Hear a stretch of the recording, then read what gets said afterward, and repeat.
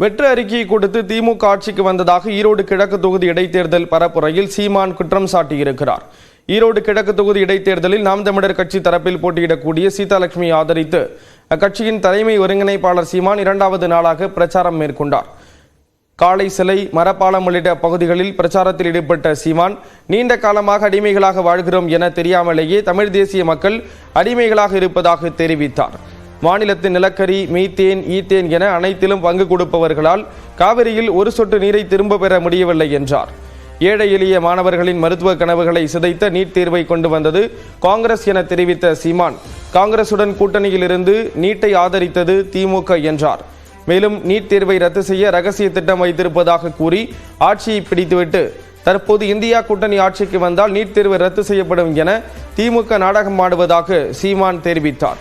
கூட்டுறவு கடன் தள்ளுபடி உள்ளிட்ட வெற்று அறிக்கைகளை கொடுத்து திமுக ஆட்சியை பிடித்ததாக அவர் கூறினார்.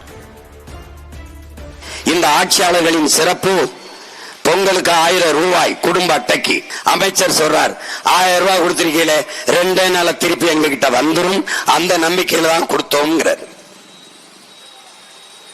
இவ்வளவுதான் இந்த மக்களின் மீது அவர்கள் வைத்திருக்கிற மதிப்பீடு, இந்த மக்களின் நலன் மீது அவர்கள் வைத்திருக்கிற அக்கறை.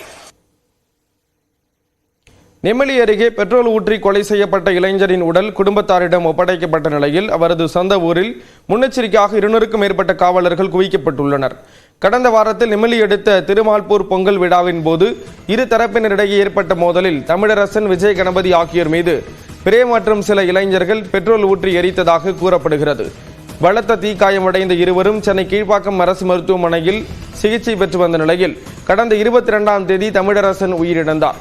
இதையடுத்து இளைஞர் மரணத்திற்கு நீதி மற்றும் நிவாரணம் கோரி உறவினர்கள் கடந்த 2 நாட்களாக போராட்டம் நடத்தி வந்தனர்.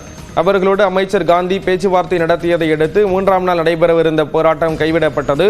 மேலும் தமிழரசனின் உடலை பெற்றுக்கொண்ட உறவினர்கள் சொந்த ஊரான திருமால்பூர் நெல்வாயில் பகுதிக்கு கொண்டு சென்றனர். நெல்வாய் கிராமத்திற்கு கொண்டு செல்லப்பட்ட தமிழரசனின் உடலுக்கு தமிழக கைத்தறி மற்றும் துணிநூல் துறை அமைச்சர் காந்தி அஞ்சலி செலுத்தினார். மேலும் கிராம மக்களும் உறவினர்களும் உடலுக்கு அஞ்சலி செலுத்தினர்.